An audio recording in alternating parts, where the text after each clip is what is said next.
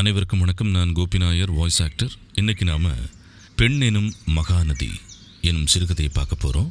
சரி வாங்க கதையை கேட்போம். நீண்ட எதிர்பார்ப்புடன் ஊரே ஒன்று கூடியிருந்தது. வறண்ட நாக்கில் ஒரு துளி ஈரம் கூட இல்லை. அவன் இதயத்தைப் போலவே ஒட்டி உலர்ந்த உடல், மேலும் கீழுமாக அசையும் இதயக்கூடு. ஆமாம், அவன் மரணத் தருவாயில் இருக்கிறான். ஏதோ ஒரு உணர்வு தொண்டைக்குழியை அடைக்க உயிர் பிரிய மறுக்கிறது. அவன் இதயத்தில் இல்லாத ஈரம் பூஞ்சையான கண்களில் இருந்து வழிகிறது. சுடலை ஞானம் பிறந்திருக்குமோ? மௌனமாக வானத்தை வெறித்து பார்த்தபடி அவன் மனைவி உட்கார்ந்திருக்கிறாள். வெளிநாட்டில் இருந்த மகனும் வந்து பாலூற்றியாகிவிட்டது. அவன் உயிர் குருவி சிறகடிக்க மறுக்கிறது. தன் நேசத்தை அவளுக்கு ஒரே ஒரு முறை சொல்லிவிட அவன் இதயம் துடிக்கிறது. நீண்ட நாட்கள் பூட்டிய மனக்கதவு இன்று திறந்தது. சிறகடித்து பறக்க முயலும் உயிர்க்குருவியின் சிறகை அவன் பற்றி பிடித்திருக்கிறான். அவன் காய்ந்த உதடுகள் அவளிடம் காதலை சொல்ல ஏங்குகிறது. துவண்ட கைகள் அவளை அணைப்பதற்காக துடிக்கிறது. தன்னை கூட்டுப்புழுவாக வைத்திருந்தவன் பட்டாம்பூச்சியாக மாறி விடுதலை அடைந்து இன்று தான் சிறகு விரிக்க எண்ணுகிறான். இறகுடியும் நேரத்திலே இறகை விரிக்க எண்ணுகிறான். இவைகளெல்லாம் யாருக்கு புரிய வேண்டுமோ அவளுக்கு நன்றாக புரிந்தது. விட்டக்குறை தொட்டக்குறை ஏதேனும் ஒன்று அவன் மனதை அரித்துக் கொண்டிருக்கலாம் என கூடியிருந்தவர்கள் பேசுவது அவளுக்கு நன்றாக கேட்டது. அவள் மனமும் மௌனமாக ஓலமிட்டது. அவனை வழி அனுப்பிவிட்ட பின்தான் தனக்கு மரணம் நேரிட வேண்டும் என இறைவனிடம் அவள் வைத்த பிரார்த்தனை வீண் போகவில்லை. தான் இறந்தால் அவன் தனியாக மிகுந்த சிரமம் அடைவான் என்றெண்ணி அவள் கலக்கமடைந்திருந்தாள். விதியின் விளையாட்டை அறிந்தவர் யாரும் இல்லை. ஒவ்வொருவராக வந்து ஏதேதோ பேசுகிறார்கள். அவன் எதற்கும் செவிசாய்க்கவில்லை என்பது அவன் மௌனத்தில் இருந்து புரிகிறது. இறுதியாக மனைவி அவன் அருகில் வருகிறாள். அவனது காதில் மெல்லமாக சொன்னாள், எனக்கு எந்த குறையும் நீங்க வைக்கல. அவன் விரல்களில் ஓர் அசைவு. அவள் கரங்களை பற்ற முயற்சிக்கிறான். கண்களில் ஒளி வந்து அடங்கி போகிறது. அவனின் உயிர் அமைதியாக பிரிகிறது. அவள் அப்படியே சாய்கிறாள். அவளின் ஞாபக பேழையின் முத்துக்கள் சிதறத் தொடங்கின. கண்களில் இன்பப்பூக்களை சுமந்து கனவுகளுடன் காதல் கணவனின் கரம் பற்றியவள் சிறுவயதில் தனக்கு கிடைக்காத பாதுகாப்பும் பரிவும் கிடைத்தாலே போதும் என்ற மனத்துடன் வாழ வந்தவள். காதல் ஒரு மென்மையான உணர்வு. அதனை பிறவற்றுடன் பின்னி பிணைந்து உருமாற்றுவது சிலரின் தன்மை. சாதியுடன், சமயத்துடன், ஏன் ஆண்மைத்தனத்தை பறைசாற்றவும் அடிமையைப் போல பாவிக்கவும் பல இடங்களில் காதல் பலியிடப்படுகிறது. காதலும் தெய்வமும் ஒன்றுதான். அதற்கு ஏற்றத்தாழ்வு கிடையாது. காதலோடு வந்தவளுக்கு கணவனின் இறுக்கம் மௌனத்தையே பரிசாக அளித்தது. அன்பை வெளிப்படுத்த தெரியாதவர்களால் அவர்களுடன் வாழ்பவர்களுக்கு என்றும் காயங்கள்தான் மிச்சமாகின்றன. நேசப்பூக்கள் மலர்ந்து மனம் வீசினும் அதை நுகர்வதற்கு அவனும், ஏன் அவளும் கூட ஆயத்தமாகவில்லை. காலங்கள் உருண்டோடின, எதுவும் மாறவில்லை. கணவனுக்கு பயப்பட அவனொன்றும் அவளின் மேலதிகாரி இல்லையே. சக தோழன், சக மனுஷன். பெரும்பாலும் இறுக்கமாக இருக்கும் ஆண்களிடம் சில பெண்கள் அடங்கி பயந்து போகிறார்கள். எதையும் துணிந்து கேட்பதில்லை.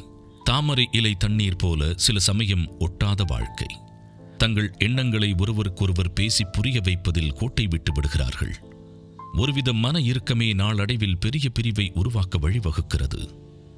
கணவன் ராஜாவாக இருக்கட்டுமே, மனைவி என்பவள் மந்திரி. கணவனை கட்டிப்போடும் தந்திரம் தெரியவில்லை என்று பிறர் அவள் காதுபட பேசும் கேலிகள் அவளை இன்னும் காயமடையச் செய்தன. அவனது பிடிவாத குணம், யாருக்கும் அடங்காத தன்மை அவளுக்கு மட்டுமே தெரியும்.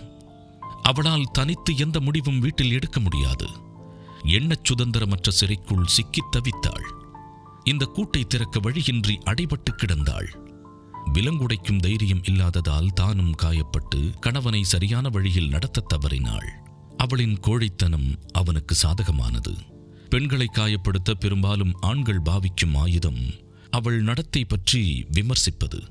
இதனாலேயே பல பெண்கள் மீண்டு எழ முடியாதபடி உடைந்து விடுகிறார்கள். காலங்கள் உருண்டோட அவளும் மெல்ல மெல்ல மன அழுத்தத்திற்கு ஆளானாள்.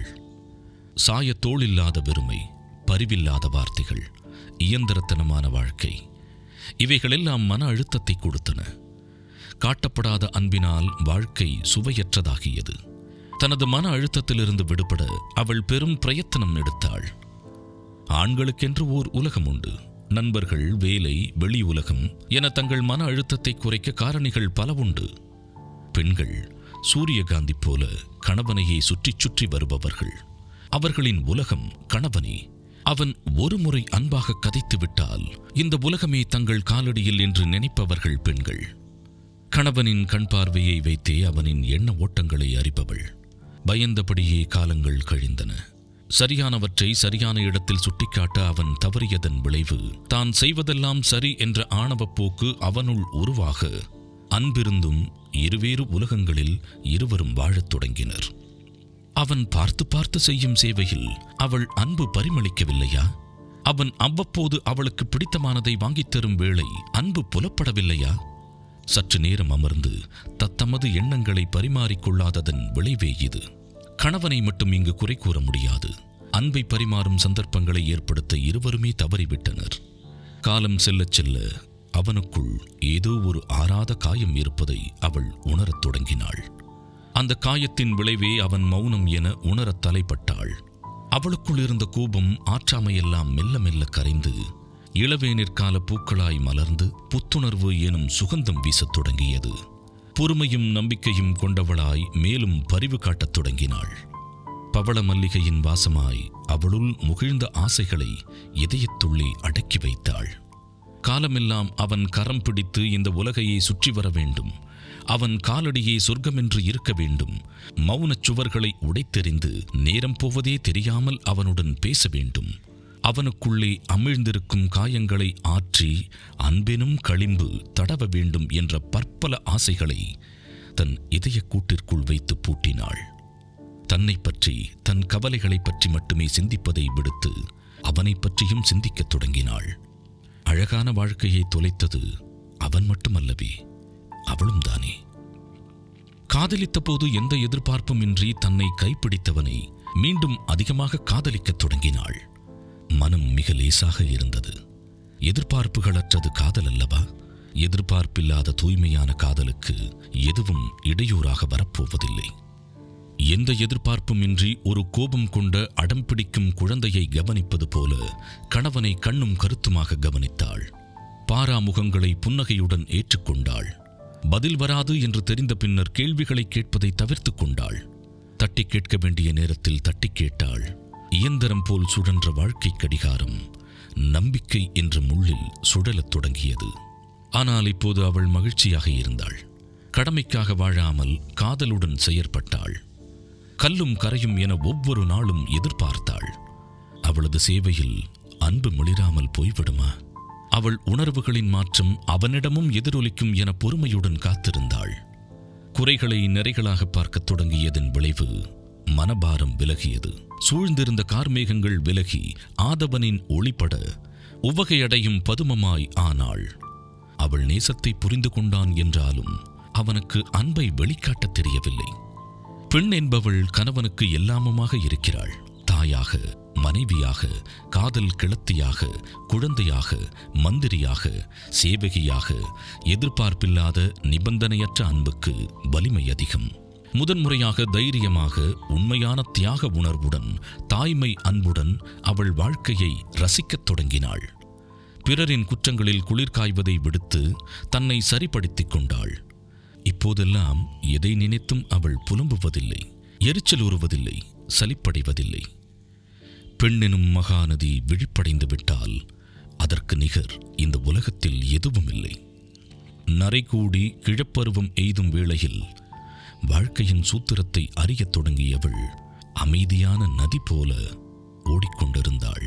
நதியானது தன்னுள்ளே மூழ்கும் புனிதத்தையும் அழுக்கையும் ஒரு சேர வாரி அணைத்து தூய்மைப்படுத்துகிறது. பெண்ணானவளும் நதியைப் போல தீமைகளை களைந்து, துன்பங்களை சகித்து, வன்மத்தை எதிர்த்து தன்னுள்ளே தீ வளர்த்து மாசுகளை பொசுக்குகிறாள். கணவன் தன் அன்பை உணராத போதும், தன்மேல் வைத்திருந்த அன்பை வெளிப்படையாக காட்டத் தெரியாதிருந்த போதும் துவளாது, சோர்ந்து போகாது, ஆர்ப்பரிக்காத, ஆரவாரமில்லாத மகாநதி போல தனக்கான பணியை செவ்வனே செய்தபடி ஓடிக்கொண்டிருந்தாள்.